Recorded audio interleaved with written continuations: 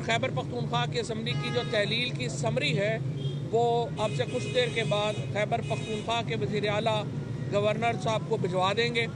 मैं गवर्नर साहब से उम्मीद करता हूं कि वो आइन के ऊपर अमल दरामद करेंगे और जिस तरह पंजाब के गवर्नर ने 48 घंटे इंतज़ार किया, आप इंतज़ार नहीं करेंगे और असम्बली को तहलील करके हम इंतखाबात की तरफ बढ़ेंगे।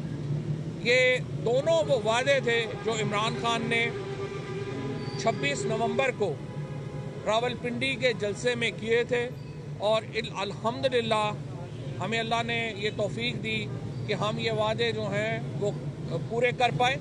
पाकिस्तान के अंदर तो आपको पता है क्लर्क की नौकरी कोई नहीं छोड़ता, उसके लिए जो है, और आपको पता ही है जो एक्सटेंशनों के लिए जो कुछ होता है।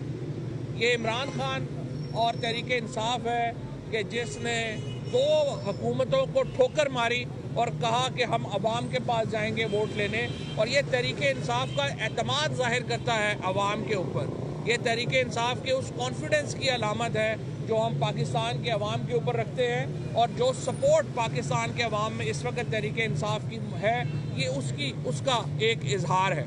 लिहाजा आज दोनों असम्बलियाँ पंजाब के बाद खैबर पख्तूनख्वा असम्बली जो है वो भी तहलील हो जाएगी। हमने जो पार्लिमानी